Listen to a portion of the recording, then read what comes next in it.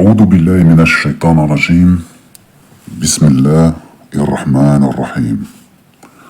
Le sujet aujourd'hui, c'est des prescriptions concernant le Coran sur le sujet du mariage. Et entre parenthèses, et sur l'égalité entre les hommes et les femmes dans les obligations. Les principes. Gros sujet qui mérite une bonne recherche approfondie sur le Coran uniquement. Comme vous le savez, je ne prends rien, absolument rien, des hadiths. Introduction.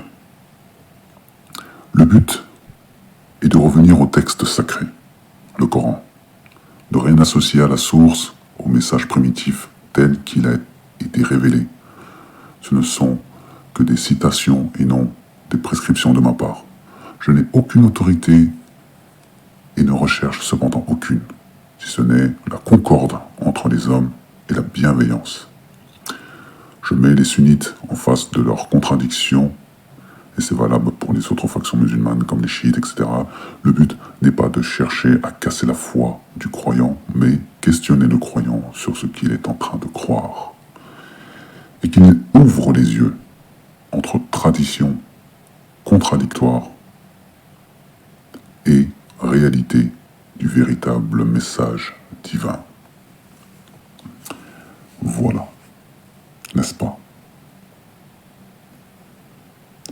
Nous arrivons sur les règles du mariage en islam.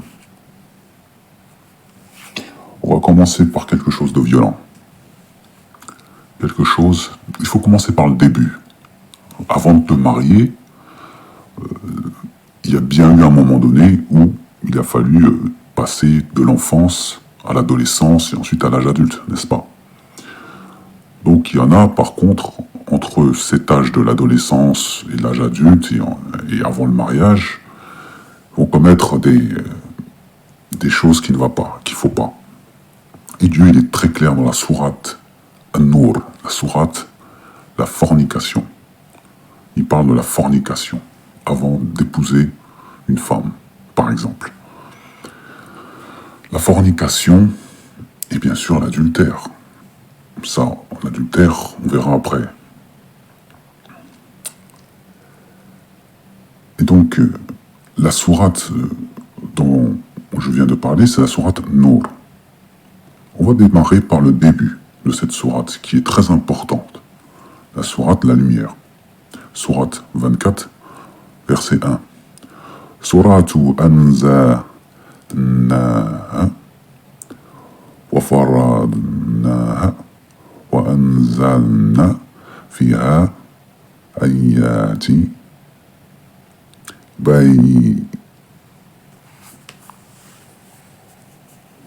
baynati la'allakum tadhakkarun.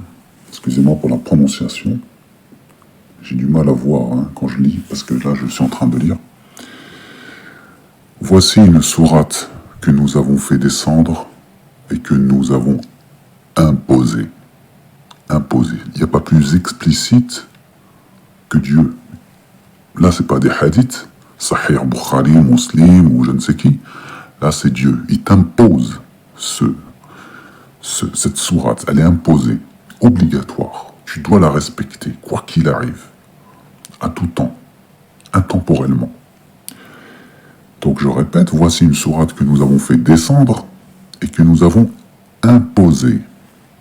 Et nous y avons fait descendre des versets explicites, très clairs, afin que vous vous souveniez. Explicite. D'accord. Allons-y. Je vais passer directement au verset 3, parce que c'est ça qui est important. Donc, toujours sourate 24, La Lumière, verset 3.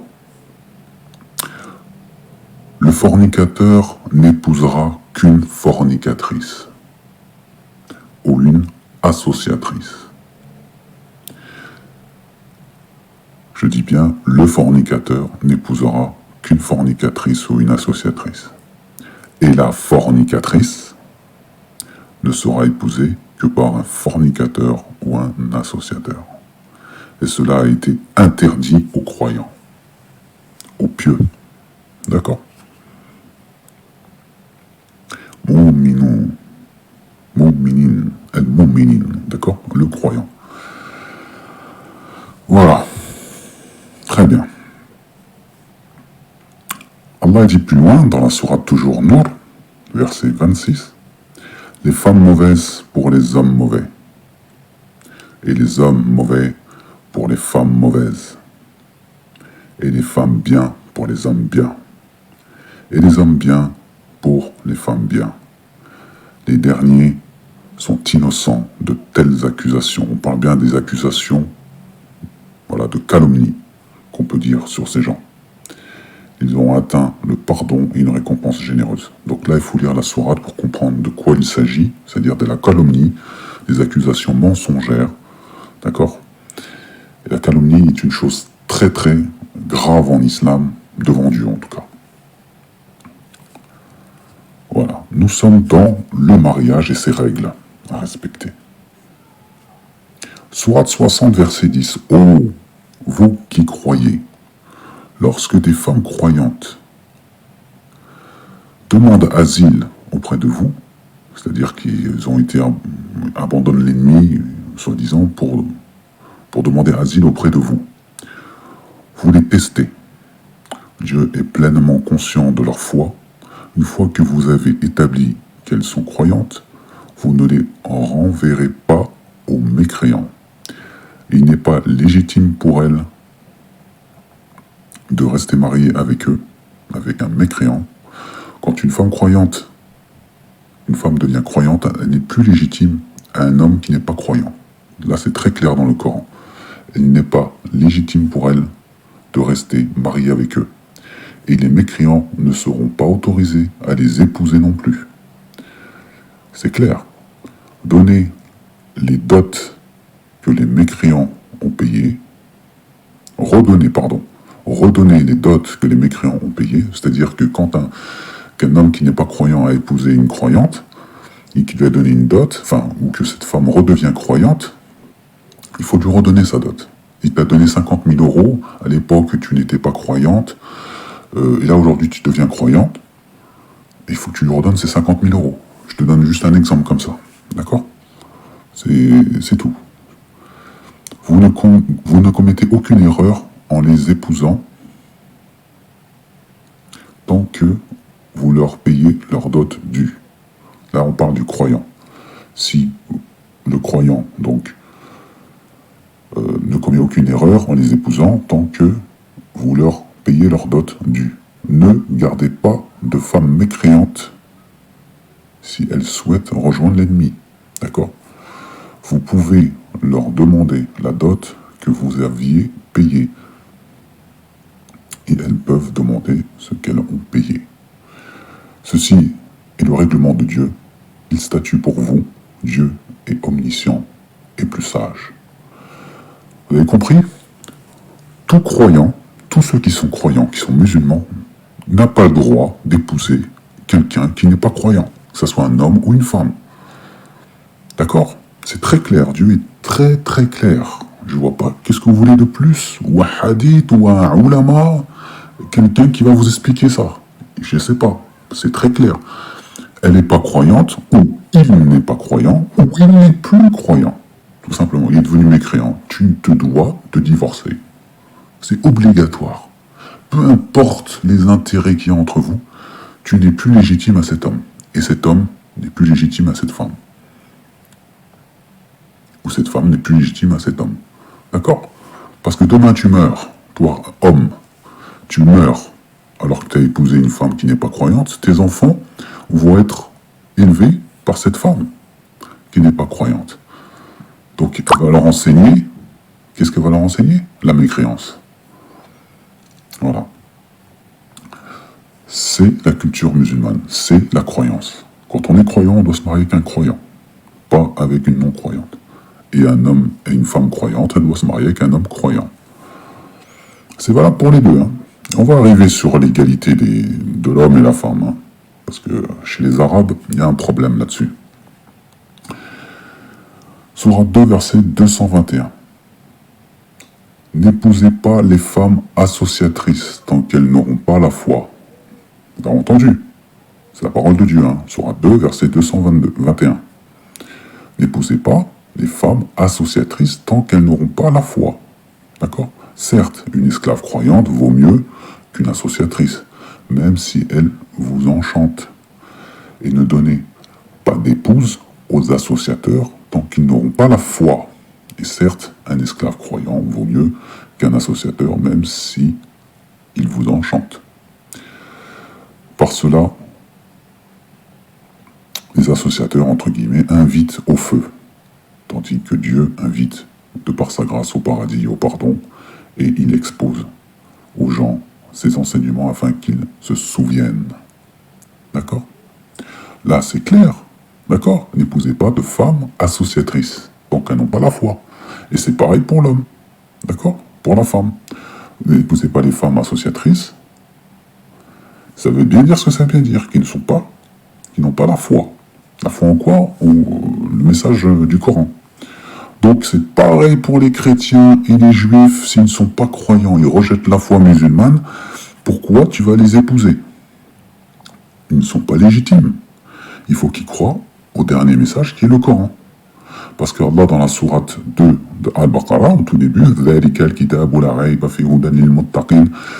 qu'est-ce qu'il dit Allah? Il dit, ceux qui croient en ce qui t'a été descendu, révélé, et ceux qui croient en ce qui a été descendu avant toi, ceux-là sont sur le bon chemin de leur Seigneur. Et ce sont eux qui réussissent dans cette vie et dans la vie future. Donc, c'est pas l'un sans l'autre, c'est les deux. Il faut croire en ce qui a été révélé, le Coran, et ce qui a été révélé avant, l'Évangile et la Torah. Comme je l'ai fait, j'étais chrétien, je croyais en la Torah et en l'Évangile, et quand j'ai entendu le Coran et que j'ai étudié l'islam, je suis devenu musulman. D'accord? Donc, ma foi, elle est complète. Si j'épouse une femme arabe, musulmane, une croyante, entre guillemets, ma foi, elle est complète. Elle est légitime pour moi. Voilà. Parce que je suis croyant, je crois ce qui est marqué dans la Torah et l'Évangile, et le Coran, avec le prophète Mohammed, qui est le messager de Dieu mentionné dans le Coran. Voilà. Après que je rejette les hadiths parce que les hadiths ne sont pas cohérents avec le Coran, c'est autre chose. Allah ne te dit pas de suivre les hadiths qui sont autres que ce qui est informé dans le Coran. D'accord? Qui n'a pas les mêmes informations que le Coran. Qui ne confirme pas le Coran, la parole de Dieu. Et donner aux épouses leur mal, leur dot, de bonne grâce. Si de bon gré elle vous en abandonne quelque chose, disposez-en alors à votre aise et de bon cœur. Ça c'est la sourate 4, verset 4. Ça c'est la fameuse sourate Nisa, la sourate les femmes. La sourate toujours Nisa, 4, verset 19.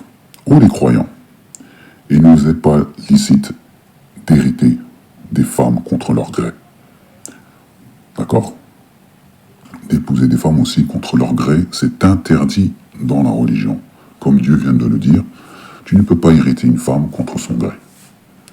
Ne les empêchez pas de se remarier dans le but de leur ravir une partie de ce que vous aviez donné, à moins qu'elles ne viennent à commettre un péché prouvé, et comportez-vous convenablement envers elles. Si vous avez de l'aversion envers elles durant la vie commune, il se peut que vous ayez de l'aversion pour une chose où Dieu a déposé un grand bien. Toujours sourate 4, verset 20, si vous voulez substituer une épouse à une autre et que vous ayez donné à l'une un quintard, n'en reprenez rien. Quoi le reprendriez-vous par injustice et péché manifeste?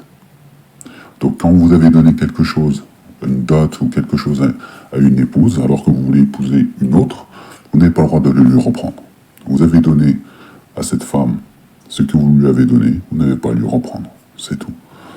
À moins qu'elle devienne mécréante, là oui, tu lui reprends. Et dans ce cas-là, le mariage n'est plus légitime, n'est plus licite. Sourate 4, toujours, verset 22. Et n'épousez pas les femmes que vos pères ont épousées, exception faite pour le passé. C'est une turpitude, une abomination, et quelle mauvaise conduite. Verset 4, toujours verset 23. Vous sont interdites vos mères. Il est interdit d'épouser vos mères, vos filles, vos sœurs, vos tantes paternelles et tantes maternelles, les filles de vos frères et sœurs, mères qui vous ont allaité, sœurs de lait, mères de vos femmes, belles-filles sous votre tutelle et issues des femmes avec qui vous avez consommé le mariage. Si le mariage n'a pas été consommé, ceci n'est pas un péché de votre part. Les femmes de vos fils nés de vos reins vous sont interdits. De même que deux sœurs réunies, exception faite pour le passé, car vraiment Dieu est pardonneur et miséricordieux. Toujours Sourate 4, verset 24, et parmi les femmes, les dames qui ont un mari, sauf si elles sont vos esclaves, ont toute propriété, prescription de Dieu sur vous. À part cela, il vous est permis de les rechercher en vous servant de vos biens et en concluant un mariage, non en débauché. Puis, de même, que vous jouissiez d'elles, donnez-leur leur dot comme une chose due. Il n'y a aucun péché contre vous à ce que vous concluez un accord quelconque entre vous après la fixation de la dot, car Dieu est certes omniscient et sage. Sourate 4, verset 25, et quiconque parmi vous n'a pas les moyens pour épouser des femmes libres, non esclaves, croyantes, eh bien, il peut épouser une femme parmi celles de vos esclaves croyantes. Dieu connaît mieux votre foi, car vous êtes les uns des autres de la même religion, et épousez-les avec l'autorisation de leur maître, et donnez-leur leur dot convenablement. Épousez-les étant vertueuses, et non pas livrées à la débauche, ni ayant des amants clandestins. Si une fois engagées dans le mariage, elles commettent l'adultère, elles reçoivent la moitié du châtiment qui revient aux femmes libres. Femmes libres mariées. Ceci est autorisé à celui d'entre vous qui craint la débauche, mais ce serait mieux pour vous d'être endurant. Et Dieu est pardonneur et miséricordieux. Sourate 4, verset 26. Dieu veut vous éclairer, vous montrer les voies des hommes d'avant vous, et aussi accueillir votre repentir. Et Dieu est omniscient et sage. Donc il y avait une pratique du mariage bien avant l'islam. Et donc Dieu ne fait pas de nouveauté, puisque dans le judaïsme il y avait le mariage, chez le christianisme il y avait le mariage, et là c'est tout simplement une confirmation du mariage, des coutumes qui se passaient à l'époque, et que Dieu a juste remis quelques réglages, entre guillemets, dans le Coran, mais ce n'est pas quelque chose de nouveau. Donc voilà, c'est une célébration, tout simplement, entre deux personnes, et un respect mutuel, pas de débauche, pas de croyants avec de non-croyantes, ou de croyantes avec de non-croyants. Voilà, les choses sont dans les règles. Les hommes et les femmes qui font le bien et qui ont la foi entreront au paradis et ne seront jamais lésés, même s'il s'agit d'une tâche sur un noyau de date. Dans la sourate 4, 124. Dans la sourate 3, 195, leur Seigneur leur répondit « Je ne refuserai jamais à aucun d'entre vous, homme ou femme, la récompense de ses actes. Les deux sont égaux en récompense. » Voilà pour la question de l'égalité entre hommes et femmes. Ô hommes, nous vous avons créé d'un mâle et d'une femelle, et nous avons fait de vous des peuples et des tribus, afin que vous connaissiez les uns les autres. Le plus noble d'entre vous, aux yeux de Dieu, et le plus vertueux, le plus pieux d'entre vous. Allah est vraiment omniscient. Quiconque, mâle ou femelle, fait une bonne œuvre, tout en étant croyant, nous lui ferons vivre une bonne vie. Et nous lui récompenserons, certes, en fonction des meilleurs de leurs actions.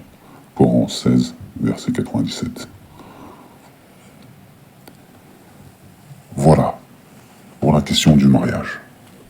Entre guillemets, pour finir, l'homme et la femme ont une certaine responsabilité. Certes, elle a un privilège, la femme, on peut le voir. Elle reçoit une dot. L'homme, il a la responsabilité du foyer. On ne doit pas accuser la femme ou l'homme d'adultère. La médisance ou la calomnie est interdite. Vous avez juste à lire la sourate La Lumière, Nour, vous allez vous rendre compte de cela. Le fornicateur n'épousera qu'une fornicatrice. Il est interdit aux croyants d'épouser une fornicatrice. Donc, voilà, les choses sont claires dans le Coran. Il n'y a pas besoin de faire des tonnes et des tonnes de hadiths, aller chercher à droite à gauche. Il n'y a pas de... Certes, l'homme a autorité sur la femme, mais pour des raisons très très claires dans le Coran. C'est que la femme, quand elle porte l'enfant dans son ventre, et qu'à un moment donné, elle est faible, elle ne peut pas courir pour aller chasser. Vous imaginez au Moyen-Âge, la femme qui va courir pour aller chasser le gibier, alors qu'elle est enceinte de 7 mois. C'est normal qu'elle a besoin de son homme et que l'homme a besoin de son autorité qui soit respectée pour pouvoir agir, tout simplement. Si la femme lui dit non, ne fais pas ci, ne fais pas ça, elle n'est pas sur place pour voir ce qui se passe. Lui, il est sur place, il est dehors, il va à droite, à gauche, il va justement se rendre compte des problématiques qu'il va rencontrer. Il ne peut pas demander l'approbation de sa femme. Il est obligé de prendre des décisions par lui-même, au moment venu. Donc il est obligé d'avoir cette autorité, entre guillemets, sur sa femme, pour son bien. Bien sûr, avec la sagesse, avec la crainte de Dieu, tout en étant croyant. On ne peut pas faire les choses n'importe comment. Voilà. Les choses sont très claires, sont évidentes. Ce n'est pas une autorité sur la femme, dans le sens où la femme, elle est rabaissée, elle vaut rien. D'accord? Frappez-les. La traduction en arabe est mauvaise. Voilà. Remettez-vous en question sur ce soi-disant verset que l'homme peut frapper sa femme, soi-disant, alors qu'il s'agit là d'une injustice flagrante, alors que Dieu dit qu'il est juste. D'accord?